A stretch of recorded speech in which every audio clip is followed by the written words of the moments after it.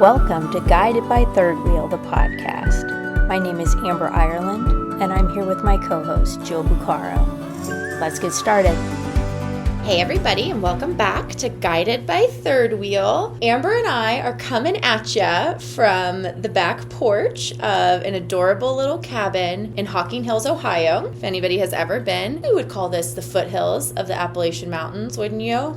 Sure. I have no idea. Big geography girls. We came out here for a little retreat weekend. I would call it a work retreat. We're doing a lot of visioning and a lot of work for Third Wheel, but we got this super cute cabin. We are sitting outside, enjoying the fresh air. So if you hear some birds or a bear or something of that nature, that's where we're coming at you from. So a little different, a little exciting. And we decided we wanted to chat today about friendship. Yeah. Maybe because we're having a nice little friendship, business partnering moment now. But we were talking earlier when we were drinking our coffee about friendship, about trying to maintain friendships as an adult with all of our work obligations and family obligations, and how can we be a good friend? Yep. How can we prioritize healthy friendships that help us be better and feel better? And what does friendship as an adult look like? Yeah. So Amber, do you want to talk a little bit about your friendship journey, how you're thinking about friends and peers right now? Yeah. My view on friendships, relationships has really evolved over my lifetime. And there was a point in time where I thought, you need to have a lot of friends, right? You need to have a lot of friends. You need to be popular. And that is a safety net. That's somehow what you're supposed to do. Sure. Society says you need to have all of these people in your circle. And I moved from that into a place where I realized some people are friends and some people are acquaintances. And now I'm kind of in a place where I'm like, my circle is fairly small and I like it that way. And also the way that I like to be in relationship with other people is not always the way that other people want to be in relationship with me.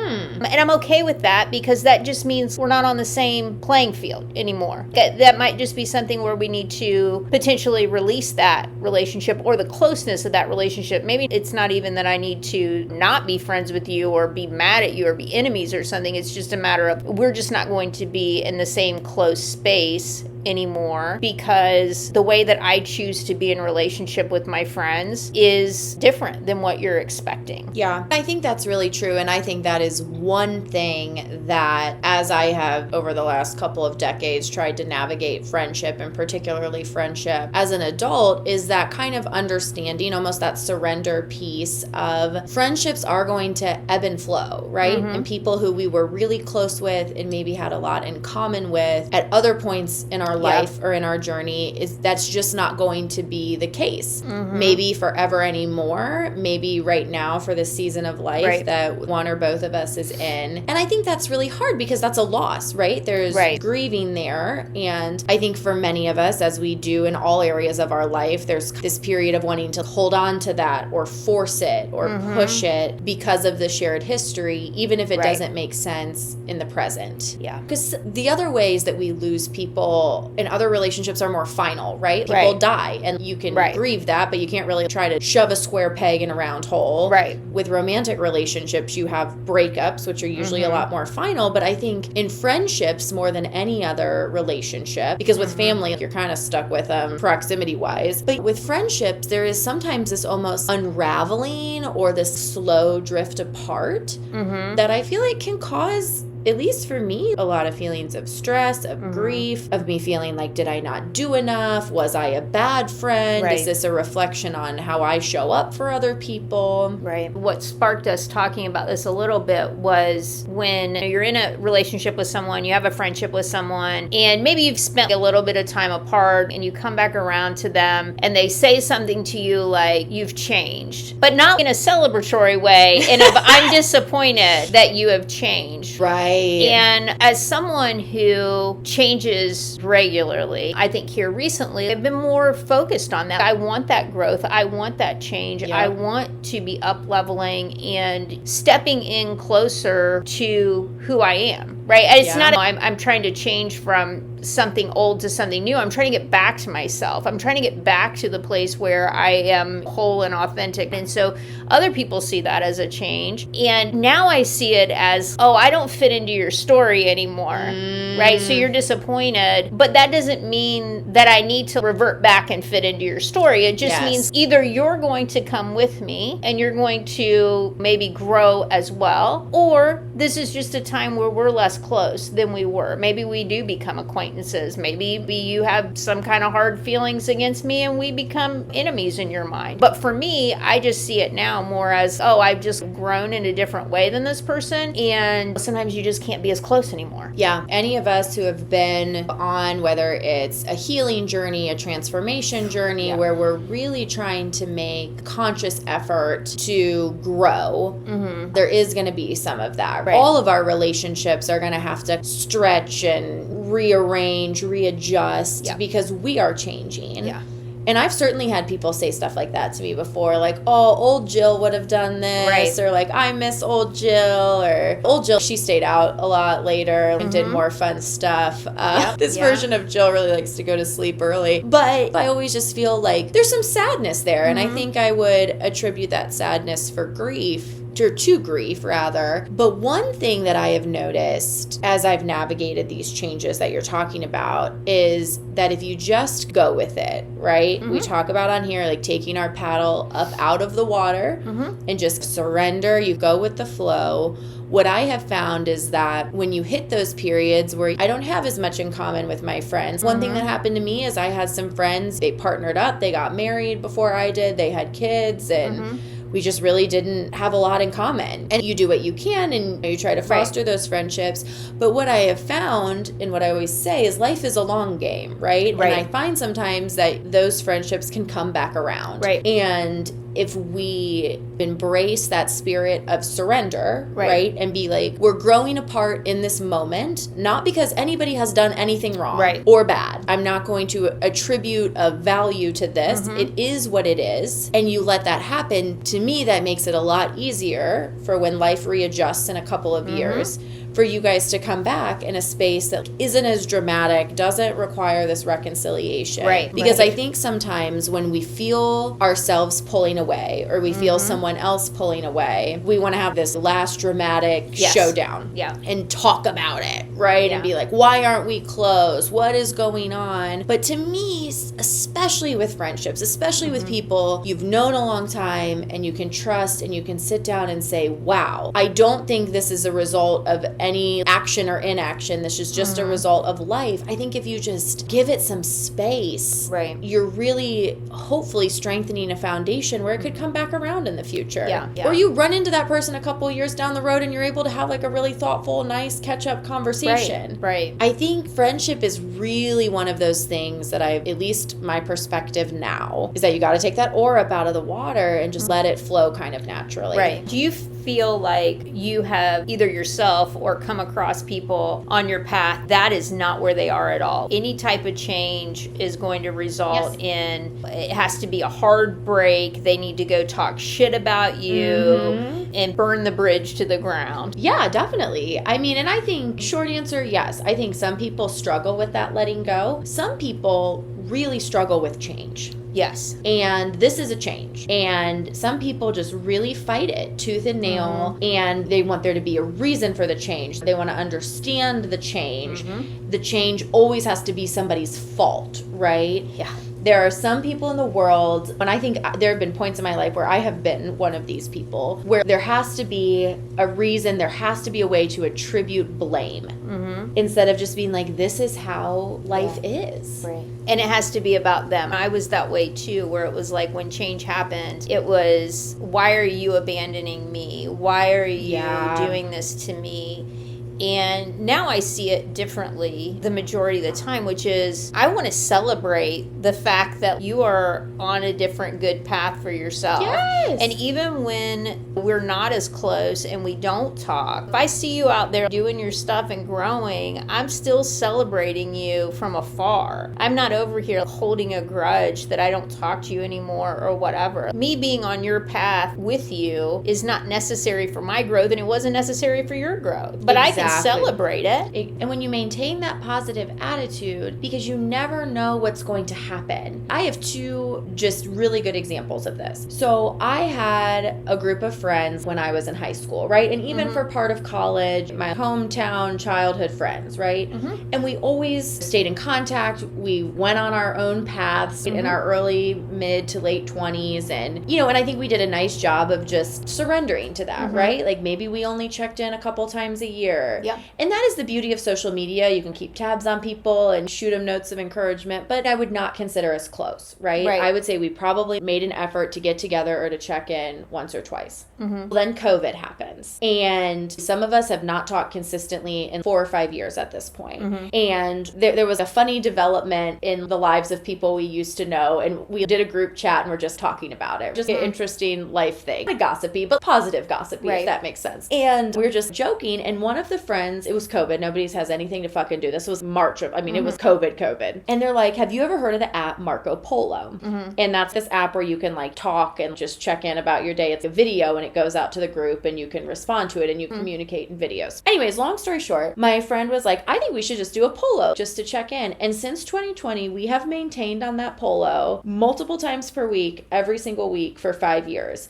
For people that I truly did not check in with, really didn't have a whole ton of idea of what was going on in their life, but this weird thing happened in the world, this weird, funny, gossipy moment happened, and we were able to rekindle that friendship, and it morphed and showed up in a different way. Right. And I think allowing for that flexibility has been beautiful. And I've kind of had the same thing happen with another group of friends where I had a lot of feelings about it. God, it doesn't seem like we're as close. I feel like we need to do something. And now we're kind of in a place with all the changes going on in the world right now. Ideologically, we're all in the same place. We're having a lot of the same thoughts, the same fears. And our group chat is bumping in a way it probably hasn't been since we were in college. Yeah. I am grateful for that and am able to appreciate the beauty of this ebb and flow of how friendship happens. Yeah. And just to be able to appreciate it when it's there and not obsess about it when it's not. Yeah. That was a place that I found myself in a lot, is just obsessing about, I need to make the plans. I need to be reaching out and communicating. And there was a point in time where I realized very clearly that I was the only one doing it. Yeah. I remember specifically a very close friendship and realizing, oh, if I don't reach out, I don't think this person will reach out to me. Interesting. And so I tested it. And that's what happened. And then there was just nothing. And there was no fallout.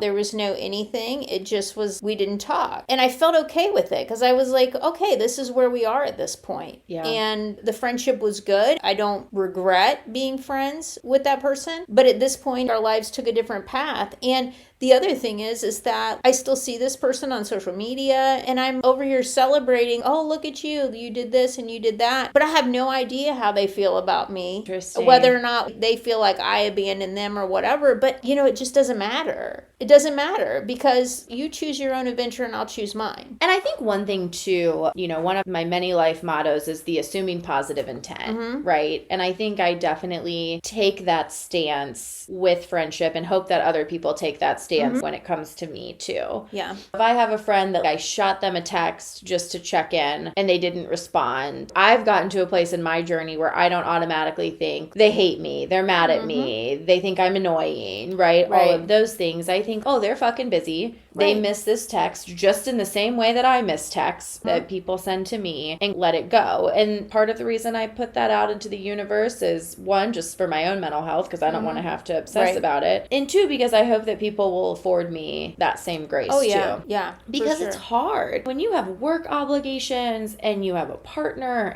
or you have kids, also just being a human in the world right now is really hard. Trying to maintain your sanity. It's just sometimes friendship feels like it falls at the bottom of the list, even though these are some of the people that have carried you through your darkest times. But it's hard. Friendship is just hard. So I really try to approach it from a space of grace, hoping that people will give me that same grace too. Do you find that, I know I've had friendships that have evolved and ended, and as it was coming to a close, I found that when I was spending time with them, it was just, everything is superficial. Yeah. When I talk about things that I'm interested in now, they're either poo-pooing it or they're just not interested in it. They don't want to talk about it. They're changing the subject on me into something that I'm not interested in. Have you found that? Yeah, I have found that for sure. And I've had other friends of mine that are experiencing that. You know, sometimes with our friends from college or our high school friends, or a lot of us make good work friends when we all work together, and then we all, after 4 or 5 years, don't work together anymore, and we don't really have that shared experience and things to talk about. So the short answer is yes. I think you just have to let that go. Oh, for sure. Because it almost reminds me, and I'm also the breakup queen, right? It also reminds me, there have been points where I've been in a romantic relationship and I'm looking at this person and this person is looking at me and ain't nobody having a good time, right? There's some shared history, there's some commitments that have been made, but it's just not very fun, you know? Right. And I think that's how a friendship can feel. And my advice to somebody who's feeling that way with a friend is let them go. Yeah. Don't even let them go in a dramatic, just let them go for now. Yeah. Because I have had so many times in my life where I have felt panicky, where it seems like the person that I considered my best friend or somebody that I'm really close to, they have other friends that they have more in common with right now. And it's like, let them be, let you be. And I really think, like anything, if it's meant to be, it's going to circle back around in a way that you can't even imagine or understand yet. That would always be my advice. If you are meeting up for dinner and it is painful, don't meet up for dinner anymore. Just don't do it. You know, I'm not saying don't ever talk to them again. I'm saying you can still shoot them a text and be like, hey, this article made me think of you. Hey, here's a funny meme. Hey, I saw you had a big day at work. Congratulations. But don't invite them to dinner. Why are you going to fucking torture yourself? Right. And they probably aren't having a great time either, I would assume. I don't know. Sometimes I can put on quite a show and create a happy environment when I'm not. So I'm not always sure that they're feeling the same way I am, but I have gotten a lot clearer on knowing when something is starting to come to an end. Yes. You can't worry about if it's fun for them or not. Right. Because if it's not fun for you. No. And if I'm performing, that's kind of when I know. When I'm in performance mode, I'm just like, oh, do I really want to continue to perform for this person? Yeah. No. And I really don't. Yes. Oh my gosh. I'm deviating a moment. Thinking about performance mode. I'm a big performer myself. Yeah. And I like doing it, but I don't want to always have to do it. No. And I have gotten decent at recognizing when I'm performing. My entire life just was a performance before, right? I was never not performing, but I've gotten better at recognizing, okay, this is a performance, and asking myself why. And for some people, and by some people I mean me, I'm a pretty introverted person. There are very few people in my life that I'm not just performing for at all. Usually I'm performing a teensy bit. But yeah, when it feels like you're performing more than you're showing up, then that should be a question for you. Yeah, and I'm less happy to be performing. I think when I was younger, that's all I knew was the performing. And being myself opposed to the performing was real uncomfortable. And now it's flipped to where I'm more uncomfortable performing than I am showing up. And so I recognize it as such. Though I will say, I do like to perform, but now I can channel it in other ways. For presentations, trainings, things like that. It's not that I'm faking the content. It's just I do have the ability to perform. I do have the ability to turn it on and let's go. And let me hype up this room and get everybody interested, right? Yeah, you can put on a show, you know. But I do think that when we're thinking about friendships and people, relationships that really fill us up, performing requires work and energy. Oh, yeah. You're going to be tired after and you don't a get performance. anything. I mean, maybe a little bit of validation from the folks around you, but not. But you're not. Nobody's pouring into you Right. when you're performing. Right. You can only be poured into when you're showing up authentically.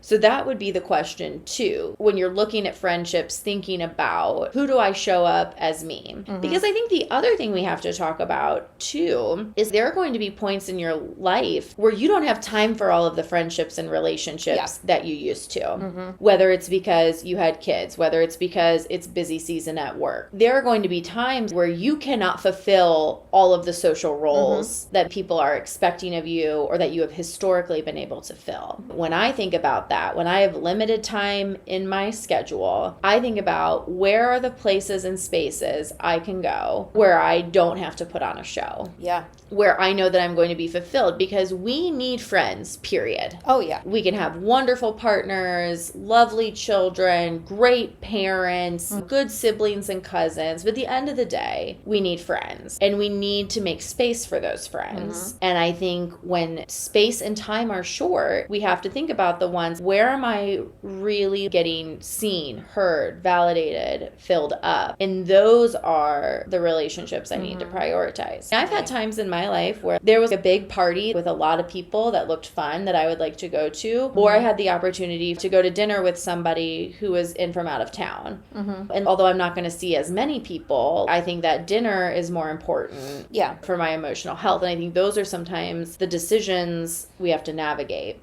As I've gotten older, I'm more okay to sit with myself and to be alone. And I know that I need connection, but I think that it helps me be more discerning about the connection that I choose in my life, because I'm okay to be by myself, because I'm okay sitting with myself and sitting with my own feelings and sitting with my own truth. And I wasn't comfortable with that when I was younger. And there was not a lot of discernment with friends or partners for that matter. Anybody come along? No, I was like, I'm a giant basket here. I'm gonna catch everybody. But what happens when you do that, and you're a people pleaser, is you get a bunch of people who want you to pour into them. That's who shows up, right? And sometimes you get one or two people who are genuine and at your level, but for the most part, you're getting people that want you to give to them. And then they give you that opportunity to perform. So you're just constantly in this cycle of performing. And then every time you grow as a person, everyone falls away, because everyone's looking at you and they're like, oh shit, she's not going to do that for us anymore. We've got to move on, right? Because if they don't grow with you, then you no longer are the same person in their story. They got to find somebody else to fill that spot in their story. That's exactly right. And sometimes you make a decision, sometimes life happens to you and you go on a growth journey. Right. You have to recognize that your relationships are going to change because of that. And if you hold on, like, oh, I don't want these things to change, and you keep trying to have one foot on one side of this growth and the other on the other, you can't fully get to where you need to be. You still aren't releasing. And I found in that release, I'm 45 years old. I've gone through lots of cycles of life and lots of different cycles and relationships. And I can't say that I have ever gone from one relationship to the next and it wasn't slightly better than the one before. Agreed. And I have to remind myself of that as things end or change, anything really that ends or changes in my life. I'm like, well, what's coming is better than what was. And why are you so worked up over this, Amber? Just say, okay, this was fun. Yeah, I learned a lot. I'll keep these memories with me. All the love and light to whoever was around, but I'm going to a different place than you. I got to keep it moving. And oh my gosh, I have a couple thoughts. My first thought is a hard realization I had right around the time I turned 30.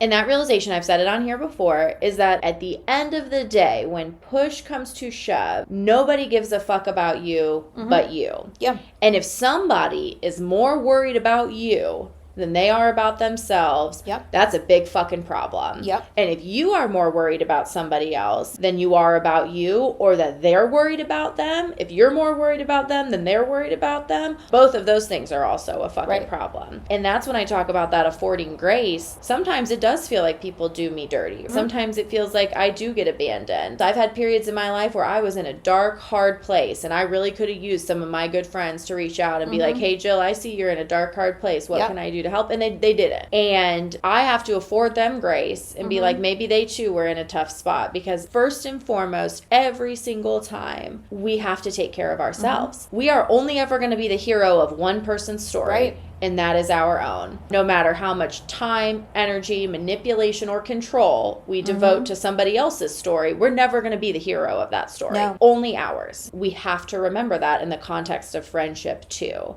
That if it's just not working anymore, if it feels uncomfortable, let me give you the space that you need to carry on your journey, and I'm going to stay focused on mine. Because if I don't care about my journey, that means not one person in this universe gives a fuck about my journey. And that's for literally 30 years of my life. I spent way more time concerned with everybody else's well-being than my own, until one day it occurred to me that my whole life had been neglected by me. Because I wasn't worried about me. And guess what? Not one other motherfucker in this universe was worried about me either. Right. So that means I went through 30 years with nobody being worried about me. And that was a huge realization for me. The other thing I was thinking is everybody should go to YouTube and look up Tyler Perry's speech about rocket ships. And he talked about how when a rocket shoots off into space, they have those boosters. Have you ever seen a rocket shoot off and then partway up into the sky, those boosters fall off? And he says that some friendships and some relationships are like that they were boosters. They helped us learn. They taught us a lesson. They gave us support when we needed it. They gave us mentoring. They made that connection for us that we needed, right? They got us that job, that opportunity, whatever. But sometimes the lessons they taught us were pretty hard, right? Sometimes they hurt us. But at the end of the day, they fall off. And he says, because they're not going where you're going. I love that speech because I am going somewhere.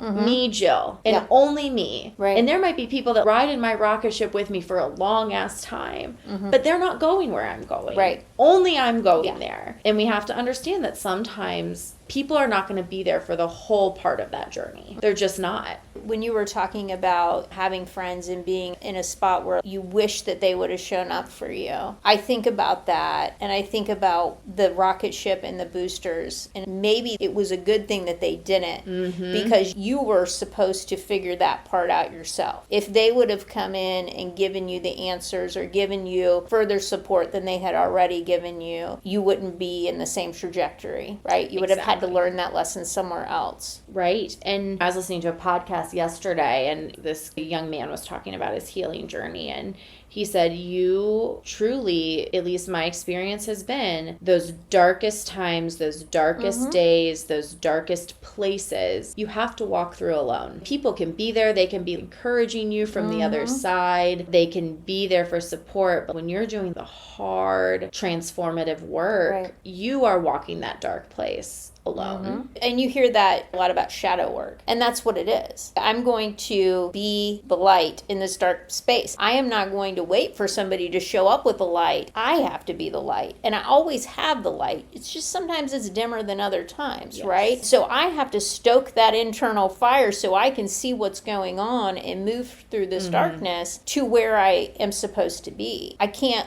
be like, hey, could you shine a spotlight over here for me? Right. Because that's not the same as me figuring out how to shine my light. That's exactly right. Because the work is hard. Doing the work is so hard. And sometimes we do want other people to do it for us. Oh, yeah. We want friends, partners, family to give us those things that we are searching for. Because it's hard to give it to ourselves. It's hard to get there. And I think sometimes we're searching for that in other people.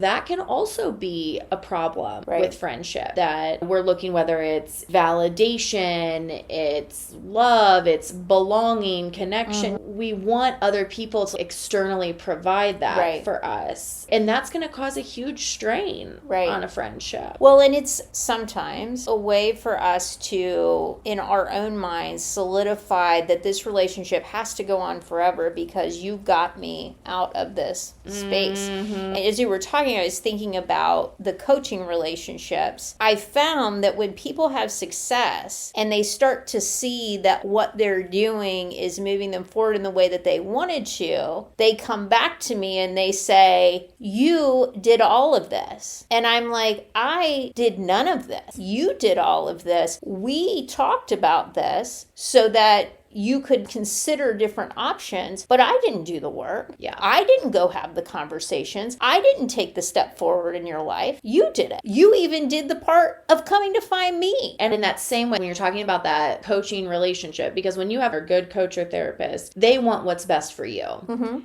And they're going to ask you the hard questions. Or they're going to say, look over there. Or they're going to say, man, let me call you out on your bullshit for a minute. And I think in that same vein, that's also a sign of a good friend. Because a good friend is a friend that has your best interests at heart without worrying about what that means for them. Right. And they don't want you to be reliant on them for your growth. I see friends that are able to connect with other people, that are able to plug into hobbies, that are doing really good volunteer work. And I'm not a part of that, but I don't feel some type of way about that because I know it's what's best for them. I've seen friends that have found a partner that makes them really, really happy and fulfills them, and they're off busy doing lovey-dovey partner things, and they don't have as much time for me, and I'm cool with that because I know that's what's best for them. Right. And I am lucky. I have a couple good friends that recognize when I'm off to the races or doing a project or caught up with something, there's no resentment there, right? There's just support. And it's an inspiration for me to make sure that, I'm staying focused on this is for their greater good. It doesn't have anything to fucking do with me. And I think that's another thing that we have to think about in the context of friendship too. Yeah. It kind of goes back to, we talked about this too, stepping in to be the savior. Right. You see your friend struggling and you want to be a good friend. You want to be supportive. But I think there are some people that believe that if we are friends, you better step in and save my ass. Yes. And that is not... That's codependence. Yeah, it's not necessary, and it doesn't allow for anybody's growth except to solidify you in a weird way through manipulation and needing to give back to this person because you gave me something. And that's not the way you want a friendship to be. You don't want to be beholden to one another because of some weird, I gave you this, so now you need to do this. Right. Absolutely. And do I think when we can, we should go out of our way to support our friends? And if somebody reaches out and says, hey, I really need to talk and I have a busy day, I make space to talk to them. We need to do things like that. But there's millions of books about healthy partnerships, right? And healthy romantic relationships. But I think a lot of those same unhealthy patterns can play out in friendships too. So just making sure we're being cognizant of that. It's interesting to me because when we're teenagers or we're in our early 20s, friendships are big. And there's often friend drama. And that's just because we're figuring out relationships and figuring out communication. It's a very developmentally appropriate thing. When I encounter folks in their 30s and 40s who are coming to me with tears in their eyes or angry or overwhelmed or upset about drama with friends, that, I'm sorry, is not developmentally appropriate. No. Either you are in a space developmentally where you should not be, or you are spending time with people who are pretty regressed, quite frankly. Because people in their 30s, 40s, 50s should have lived enough life, should be confident enough in who they are, that they are not engaging in friend drama, that they don't give a fuck that somebody hasn't texted, that they don't care that somebody missed a birthday dinner. When I hear this petty friend drama with people in their 30s, I mean, that's developmentally inappropriate. You need to do some work. You need to spend a little bit of time by yourself. You need to spend some time reflecting on what you like and what you don't like, and not let people drag you around in their story all the time. I've met people like that, and it makes me sad for them, really, because I'm like, damn, you've never lived your own life. You're 50 years old and have never lived your own life. Your ground is so shaky that you're letting some weird girl brunch drama derail you. One of my quote-unquote friends sent a text that I've seen other people receive. I'd be like, I wish you all the best. Get the fuck out of my life. If you are over the age of 30 and experiencing friend drama, either there's some growth you need to do, or you need to let these people be free.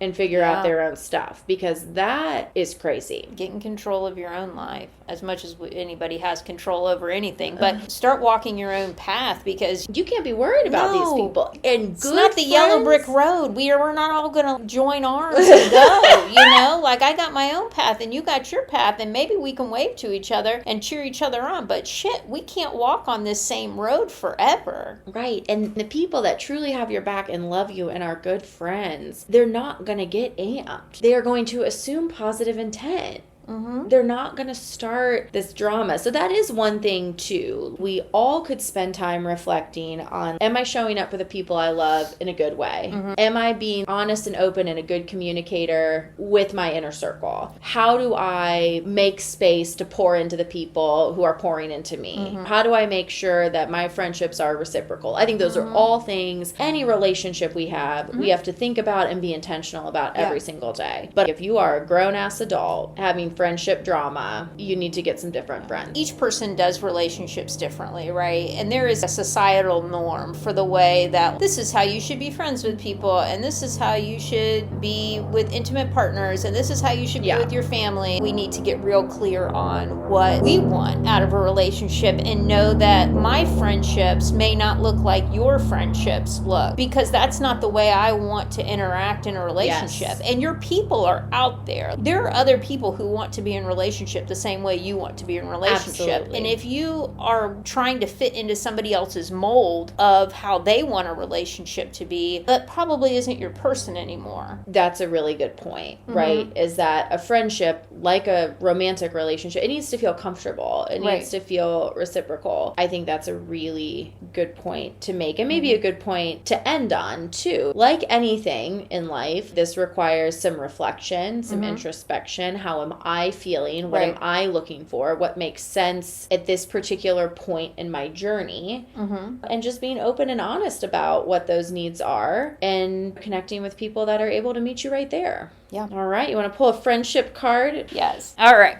Let's take a deep breath together and release. And we'll set the intention that we'll receive exactly what we need from this card pull and from this podcast today.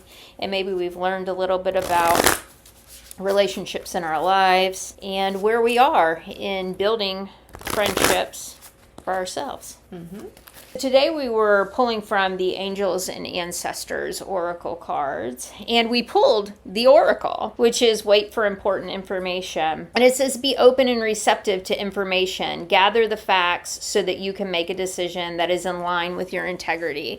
Because we're thinking about friendships and the relationships in our lives, this really speaks to the fact that you need to be able to make decisions that are in line with where you are in your life. And being able to take a step back and to gather the facts about what is going on, how do I feel, how are these relationships impacting me or not impacting me, right? And being able to make decisions that are in line with your truth and where you are in this stage of your life. Yeah, it's reflection, but also this practicality piece of let me not shove a square peg in a round hole. What makes sense for me? And just being really thoughtful about that. Yep. All right, guys. We'll catch you next time. Bye.